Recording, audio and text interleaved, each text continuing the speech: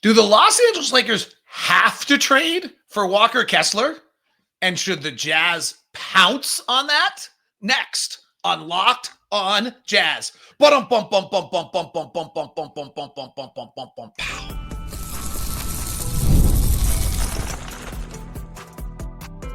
You are Locked on Jazz, your daily podcast on the Utah Jazz. Part of the Locked on Podcast Network. Your team every day. How are you? I'm David Locke, radio voice of the Utah Jazz, Jazz NBA insider. This is Locked on Jazz, your daily podcast on the Utah Jazz, giving you insight, expertise, geeky numbers, and making it way better to be a Jazz fan each and every day. Thank you so much for listening to Locked on Jazz and making it your first listen of the day. We are free and available on all podcasting apps and on YouTube. All right. To the everydayers, you're the best. Do want to give two shout outs before we start the show. Got a lot today. 3 shout outs. One of them I'll get to later. But 2 shout outs. 2 guys who on Twitter have been great. I'm not on Twitter as much as I once was, X, but they've been great. Art Cunningham, I think, or Cummings, Art Takes Note has been super, just kind of getting stuff out there, doing the old Spencer Keel roll. And Chad Lowe at Jackpotting Around. They've both been great this draft season. Want to thank them. Love it when Jazz fans are that engaged. It's super. So shout out to them on that. All right, here's what we got today on the show. Andrew Lambert, another listener of the show, actually did have my numbers saved. So the draft numbers are back. And on the last part of the show, we're going to look at the history of the numbers that we have over the last 6-7 years and what it means for this players and who you should be wary of. But we're starting the show today. A show, by the way, brought to you by FanDuel. Right now, new customers get $150 in bonus bets when your first $5 bet wins. Download the app or head to FanDuel.com to get started. Bet with FanDuel, official partner of the NBA. Do the Lakers have to trade for Walker Kessler? And should the Jazz pounce on it?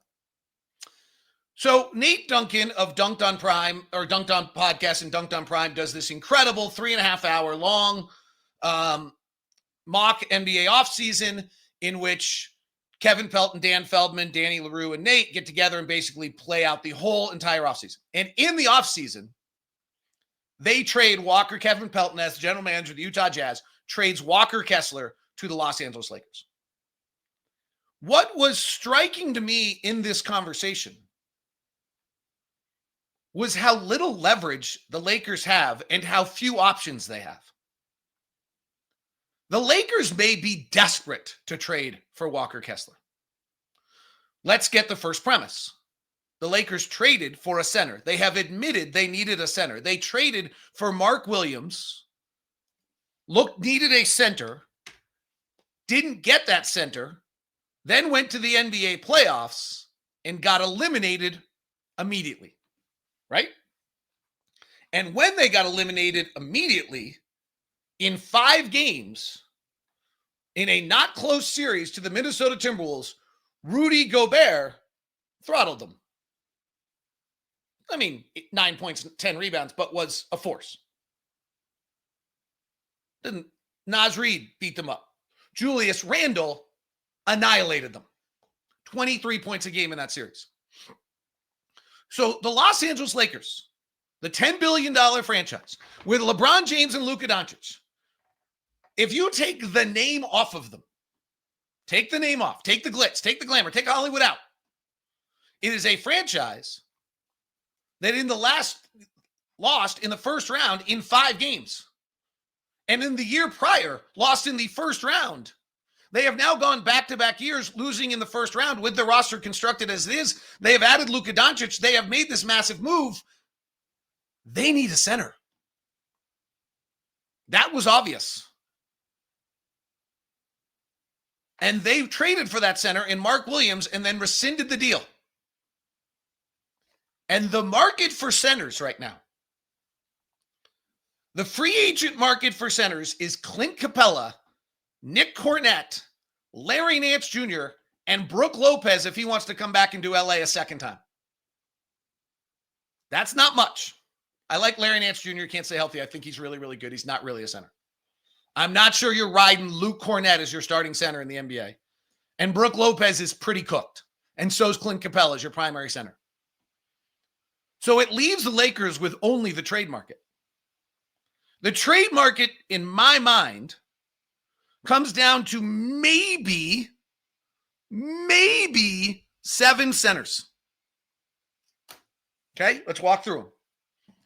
Nick Claxton of the Brooklyn Nets, $25 million this year, $23 next year.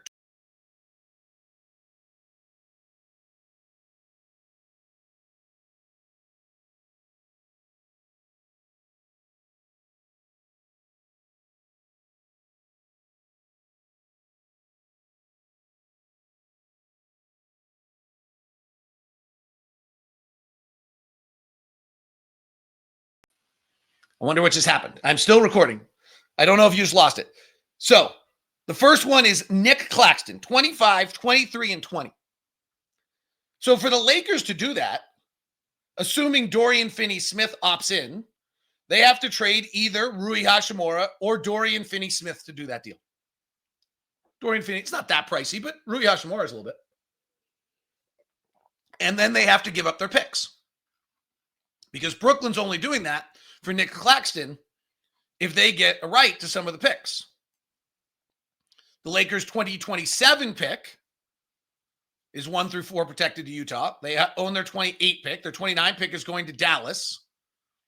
Their 30 pick they have, and their 31 pick they traded to Charlotte, that then brought it back. So they're a little limited. They can't trade their 28. They can't trade their 31 because you can't trade back-to-back picks and 30s going. So they can't trade their 30 and they can't trade their 28. So they can trade their 31 pick, and then they have their 2026 pick. Okay. Nick Claxton. The next one's DeAndre Ayton at $35 million a year. They have to trade Rui Hachimura and Dorian Finney-Smith and Austin Reeves to get that done. Probably and Dorian Finney-Smith. And you get DeAndre Ayton. Robert Williams at $13 million a year seems reasonable. You could probably move Jared Vanderbilt, though he's got 3 years left on his deal, so I'm not sure anyone's going to want that. You could probably move Gabe Vincent. You could get that deal done for Robert Williams, who cannot stay healthy. You're welcome. They can go for it, but Robert Williams played 20 games last year. He played 6 the year before that, and he played 35 the year before that. I'm sure he's cheap. You're not banking on that as you're holding your franchise together. Daniel Gafford signed for $18 million a year.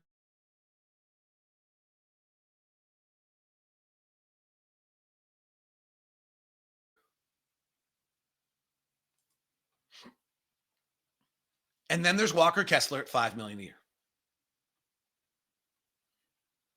There's not another option as good as Walker Kessler on the market for the LA Lakers.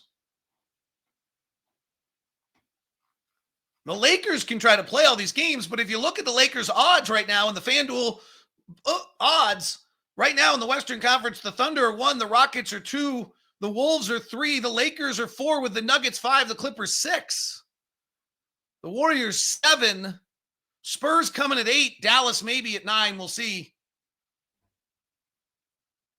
But this is a team that as of right now is ahead of Denver on the FanDuel odds. I'm not sure why. But they're a 4-5 seed, maybe a 6 if the Clippers get them, and who knows what the Warriors do. But they're not the Thunder or the Rockets or the Timberwolves right now. Maybe. See. But they need a center.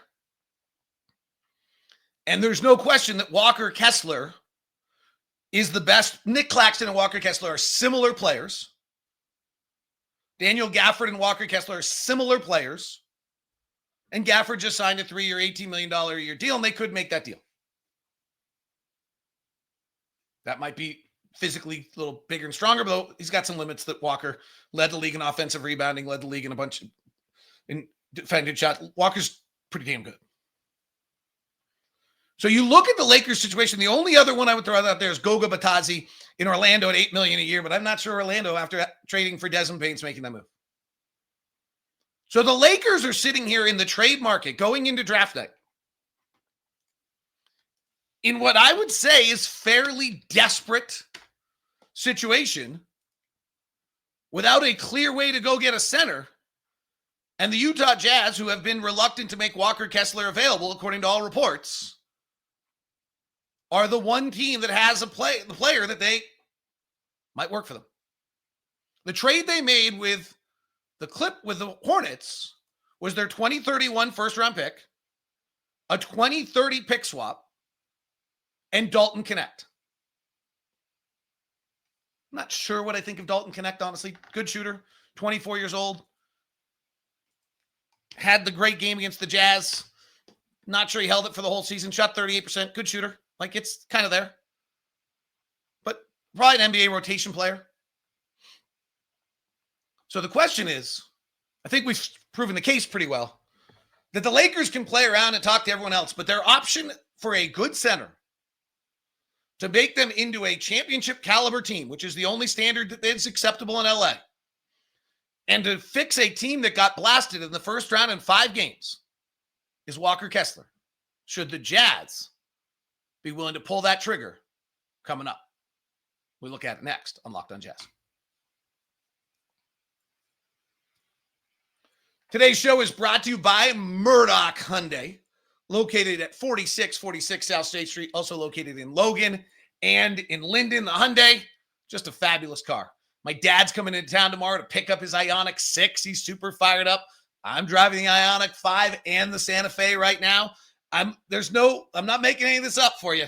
Like, the Hyundai car, when you do the research and you look at it, you will find out that for all the safety features, all the driving things, all the reviews, all the customer service, all the Edmunds and everybody else, there's nothing that matches it. And then for the price, there's nothing that matches it. Absolutely nothing. And then you get the Murdochs. Over 80 years in Utah. Service, absolutely fabulous. So, if you're looking for a car right now, put the Hyundai on the list and put the Murdochs on the list. And email me at dlock09@gmail.com so that I can get you the VIP treatment that you deserve at Murdoch Hyundai. dlock09@gmail.com. Today's show is brought to you by Monarch Money. Every bank account, every money thing goes good, bad, where did it all go? But it also can be, hey, look at what a great job I'm doing. I've earned myself a little extra something. And that's where Monarch Money comes in. It's your personal CFO, giving you full visibility and control over your finances. It's not just a budgeting app. It's a complete financial command center. And that complete financial command center lets you track all your accounts, your investments, all your spending in one place. Are you doing a good job? Do you need to tighten the screws on something? Or do you deserve a reward and a little treat for all the great stuff you've done? Surprising insights that Monarch will give you when you really get to look at it, and you can budget smarter, or you can reward yourself for how well you already are budgeting. Easy collaboration if you're working with your partner as well. Set goals, stay on the same page without the stress. Take the control of your finances with Monarch Money. Use the code LOCKEDONNBA at monarchmoney.com for 50% off your first year. That's monarchmoney.com. Code LOCKEDONNBA for half off your first year. It's a great deal. Check it out. I've been loving it. monarchmoney.com. Use the code LOCKEDONNBA for 50% off your first year. Should the Utah Jazz take advantage of the Lakers' desperation and trade maybe their single best piece of the future, Walker Kessler? So, a few things. By the way, have you guys checked out the new Jazz show that they have going on right now? It's pretty great. It's on YouTube or on Jazz Plus. I think they're calling it, they're calling it Project Summit. That's it. Project Summit, Path to the Draft. And there's 2 episodes that are out. It's all part of their like Delta All Access SEG program that they've been doing. And it's super cool. It's got interviews with Bart Taylor, who's a super good guy in their front office, and Justin Zanuck, and shows inside workouts and kind of takes you behind the scenes as they're breaking down a player. I could probably guess who the player is they're breaking down. They don't say him by name, but my guess on that player, by the way, is that they're like the player that's now being most oftenly mocked to the Utah Jazz in the draft. Yes, Sam Vecini and Jonathan Giovanni mocking the same player to me. And I think that's who they were talking. Tell me, go watch Path to the Draft, Project Summit. First 2 episodes are out. And there's one where Sean Jones is in the back and he's talking about a bunch of players. And they're talking about a player, and they talk about one player a lot in specific. They never say his name. Tell me if you think it's the same guy I think it was. Okay. Hit me up on X or email or wherever on that. All right. So the Jazz right now, as a franchise, have Lauri Markkanen, who's a solid veteran piece that they may or may not hold on to. That Danny Ainge has always said the value of Lauri Markkanen is that when they do make their big move, and it sounds like the Jazz are going to try to do that, that then they have a piece already. You can't go make the big move and then still be 3 years away. Lauri gives them a top 50 player in the NBA who, if they are able to bring another player in and they're able to make a move, then they're suddenly ready to go. The second part of this puzzle is Walker Kessler. He is the only young player that we have on the roster who I am certain is going to be a rotation player in the NBA. And is probably a starter. Okay? Like, if we're honest, we do not know yet on Keontae. We do not know on Isaiah. We do not know on Taylor. We do not know on Flip. We do not know yet. We do not know yet on Cody. We do not know yet on Bryce. Are they NBA rotation players? I do not know. Bryce's shooting leads you to believe he's probably a 15-minute-a-night NBA rotation player at minimum. Maybe. Taylor's size leads you to believe he's probably a 20, 25-minute-a-night NBA player at minimum. Maybe. Walker, we know. Walker is a NBA starting center, rotation player, top 8 rotation player in the NBA. Okay. So why would you possibly move him? So a few things. One, if the price gets right. Now, the Lakers, as we just talked about, are a little limited. But so you're definitely, what is the deal? The deal, I think, a little bit that was pulled off in the Dunked On podcast by Kevin Pelton was the 31 first-round pick of the Lakers, pulling the protections on the 2027 pick, so it's no longer 1.4 protected, and some seconds. I don't know whether I think pulling 1 through 4 protected is of that great of value when Luka Doncic is on your roster. But we've now seen with 3 stars in the Eastern Conference how fast that can change. So the Jazz have the 2027 pick of the Lakers. They could get the 2031 pick of the Lakers and then maybe pick swap in 2030 or however you want to do it. The other thing I would say is I'm not sure I really want to rest my future basing on the Lakers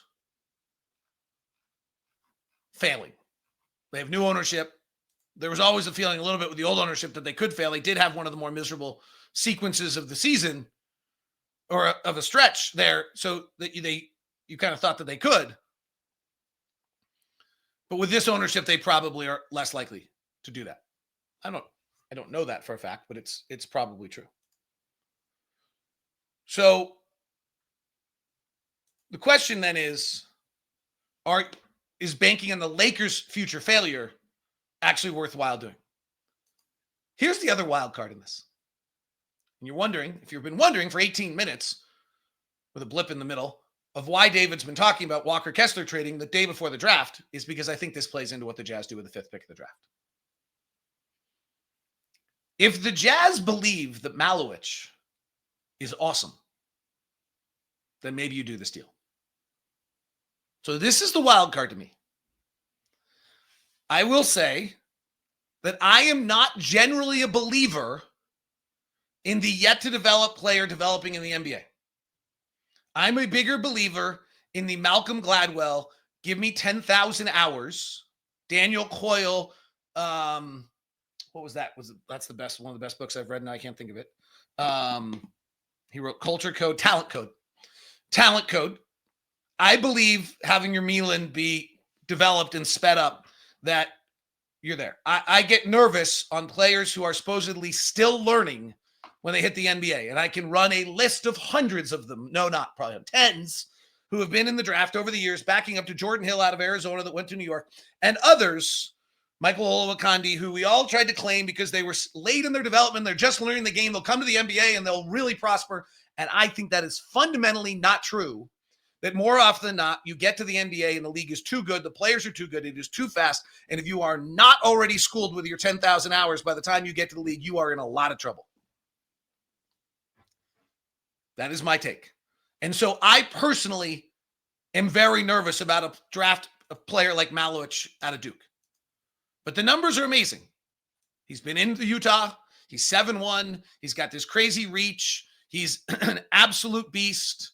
The big man, as much as the dominating guard ball handler, Tyrese Halliburton, Anthony Edwards, Shai Gilgeous-Alexander, Jalen Brunson is super important in this league right now. The big guy surrounding the middle is as well. And that cannot be lost on things. We already have one who's really, really good. So why would you possibly decide that you want to take the change and go to Malowich? Not sure why.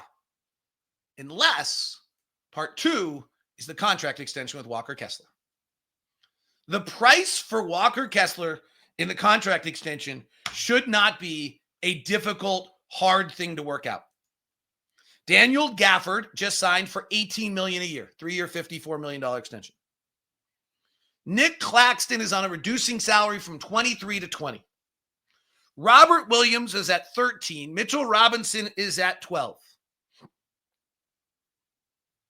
The number for Walker Kessler should be relatively straightforward. This should not be a particularly complicated negotiation. And if it is, then that's a problem. If what should be a fairly straightforward negotiation for a defensive-minded center who has not shown a propensity for offensive skill other than offensive rebounding, which does matter, then and that's not going anywhere, then maybe you have to move him. So the two reasons the Jazz would pounce have absolutely nothing to do with the Lakers' offer to me. You would trade Walker Kessler if, one, in reverse order, the contract negotiations are a problem, and he's actually not, his representation does not see him in the bandwidth of 15 to 20 million a year and sees him at 25 to 30, then maybe then you make your move.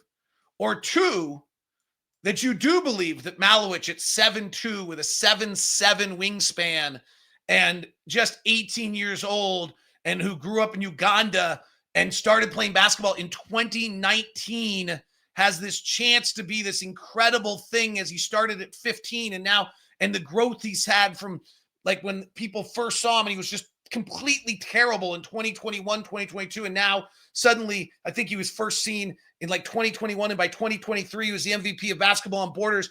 And then he like had a pretty good year. And then he goes to Duke and he actually is kind of dominant.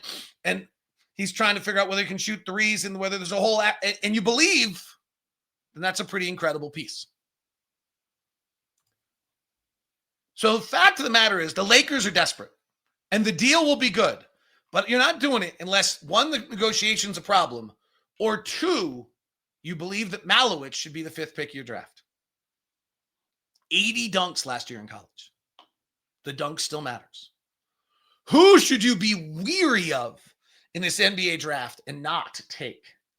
Because they can't shoot now and they won't shoot later. Next on Locked on Jazz. Today's show is brought to you in part by our friends over at Open Phone. I have said this before. I will say it again. Open Phone is the company that I certainly wish I'd known about when I built Locked On, because my old phone was the one that every single person called and still does about Locked On. So if you're running a business, you know that every missed call has left money on the table. Think about the last time you had an urgent need for something. If that person doesn't answer it, you just move to the next one. And that's why you need Open Phone. Open Phone is the #1 business phone system built to streamline, scale your customer communications, all from an app on your phone or your computer. Open Phone, let me manage business calls, texts from a single app rather than having coming into your personal phone, separates it all. It's shared inbox is a game changer so other people in the company can access what they need to. The AI agent handles after-hour calls, answers common questions, captures leads. It's pretty awesome. It's Open Phone. And it's offering our listeners 20% off your first 6 months at openphone.com/lockedonnba. That's openphone.com/lockedonnba. Openphone.com/lockedonnba. If you have existing numbers with another service, Open Phone will port them over at no extra charge. Open Phone, no missed calls, no missed customers. Woohoo! Today's show is also brought to you by FanDuel. FanDuel. Summer sports are in full spring, and whether you're all into baseball, under the lights, golf on the green, high-stakes soccer, little WNBA. FanDuel is the best way to make every game even more exciting. You're already following the action. Why not get a little thrill out of it? With FanDuel, you can get into the game while your friends get sunburned at the beach. FanDuel, track your favorite matchups. The app keeps it fresh with new daily promotions and fun ways to bet. It's easy to use and fast to pay out. It makes even regular season games feel like must-watch events. Whether I'm placing a same-game parlay, watching a bet ride in on the ninth inning, FanDuel makes you all part of the action. So, new to FanDuel, new customers get $5 off. New customers can bet just $5 and get $150 in bonus bets if your first bet wins. That's $5 bet. Get $150 in bonus bets if your first bet wins. Open the FanDuel app today. Visit FanDuel.com to get started.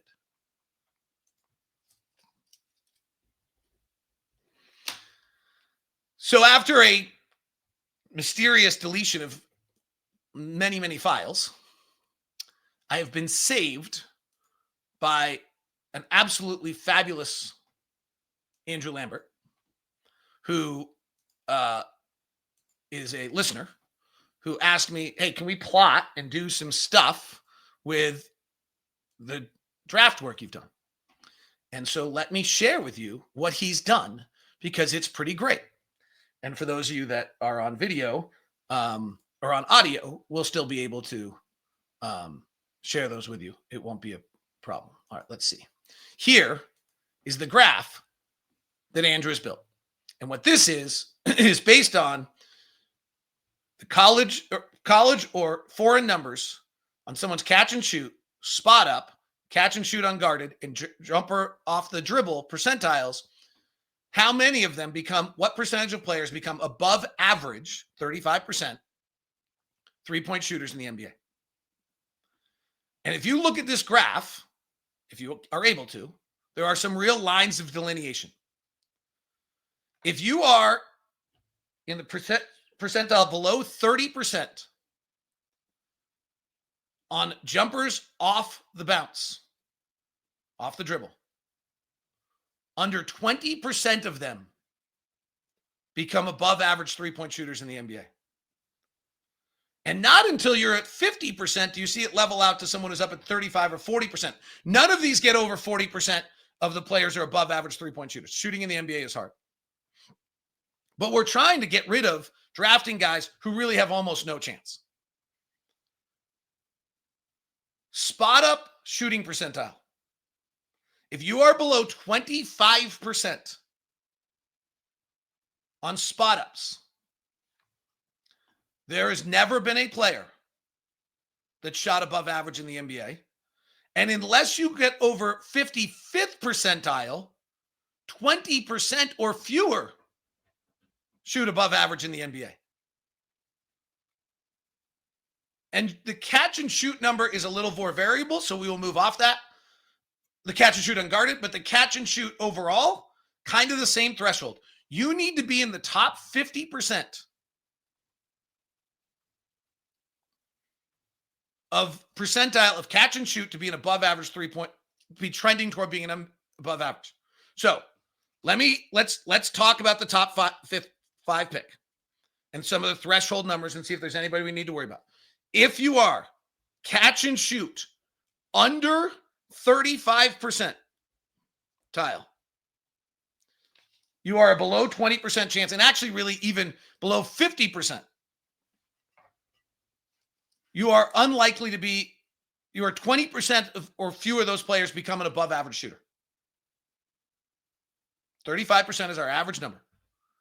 So if you're a catch and shoot guy and you are not in the upper half of shooters in college or your foreign league, you will not be above average in the NBA.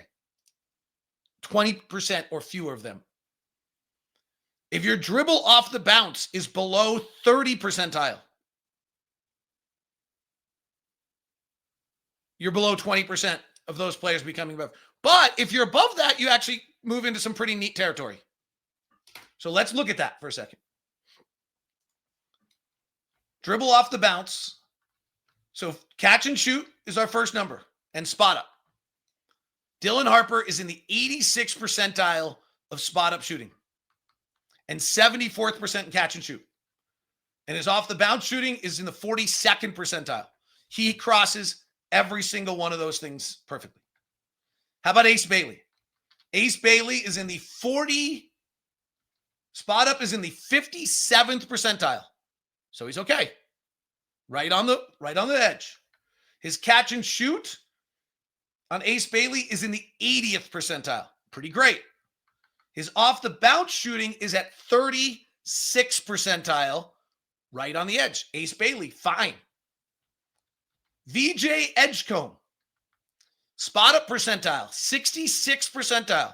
Our spot up numbers, you want to be above 55%. So he hits. So all the Bailey at 57, Harper at 86, Edgecomb at 80 at 66%. All of them get over the threshold of out of, and my line here is 20% or if you're below these numbers, then only 20% or less of those players have ever been average NBA three-point shooters. 20% or less, 1 out of 5 or less. You're really gambling. So spot up, VJ Edgecomb, 86th percentile. Catch and shoot, 65th percentile. Great. Passes all tests. Dribble off the bounce, 21st percentile. Okay, that's a little unnerving. Players that have been in the 21st percentile in the research we've done back since 2020 are at about 10% of them become above average three-point shooters. So that's a little bit of a red flag on Edgecomb. Let's go to Jeremiah Fears, who has been the pick for both Jonathan Giovoni and Sam Vicente in the latest mock draft for the Jazz. 50th percentile in spot-up shooting. Okay?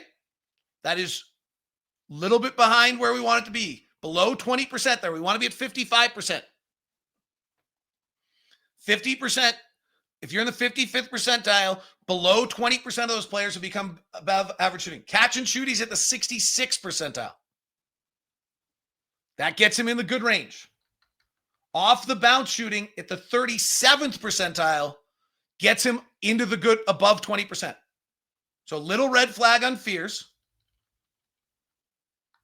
on the first one. Spot up shooting, Trey Johnson, 57th percentile. Fine. Spot up, 50. We want you above 55. He's right there. Catch and shoot, 84th percentile. Guys that are in the 84th percentile in catch and shoot or above have the highest rate. 40% of them become above average shooters. That's the highest you get. That's as good a number as you can get right there. Thank you to Andrew Lambert for this great work. Off the bounce, three-point shooting or jumper off the dribble. Trey Johnson, 75th percentile. That is the highest single rating you can get. I'm going to stick on my Trey Johnson stuff. Kneppel, 92nd percentile in catch and shoot. Breaks the chart.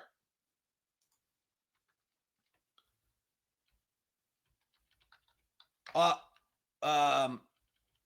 the spot up, 98th percentile. Breaks the chart. However, jumper off the dribble, 19 of 58, 33rd percentile, gets him over the threshold of 20% because 30% was our number, but it's not great. Okay. So those are our top 5 picks. We want our players, if you're going to be a shooter, spot a percentile, above 55 percentile. Here are the players, according to Spot Up, that you should be very wary of drafting because the numbers say that there is less than a 1 in 5 chance that they will become an average NBA three-point shooter. And if you're not an average NBA three-point shooter, you really can't play once it matters. Colin Murray Boyles, Igor Denham, Noah Ng out of Germany. Liam McNally fouls on the wrong side of the spot up. Not bad. He's at 43 percentile. Not bad, but a little interesting. The kid out of France, Nolan Traore. Hugo Gonzalez out of Spain. Arkansas's kid Thero. Those are all guys you be careful of on the spot up. On catch and shoot, we want you safely above 55%. Anything below 35% is pretty unnerving. Jakovicius, by the way, is at 58%. Derek Queen, 25%. Colin Murray Bowles again. Igor Denman, same kid out of the hot kid out of Germany, Noah. Asa Newell, who might be there at 21 for the Jazz. Gonzalez again. Thomas Sober out of the big guy out of Georgetown.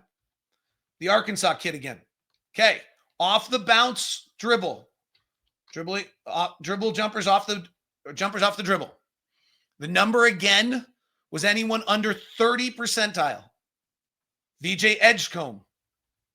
Derek Queen. Igor Denham.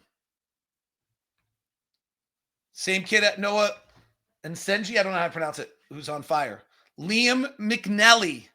That one's going to be really interesting. Everyone thinks he was a shooter. The number's saying no.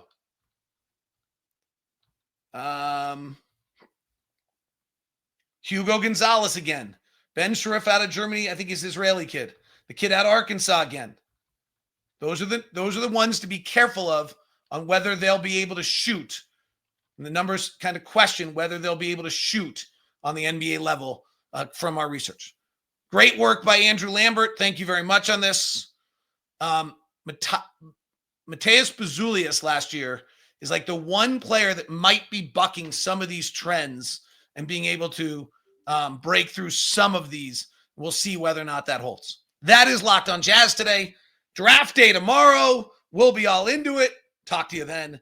In the meantime, go listen to Locked on NBA Big Board, and we send you the first ever 24/7 national NBA channel, Locked on NBA. Have a great one.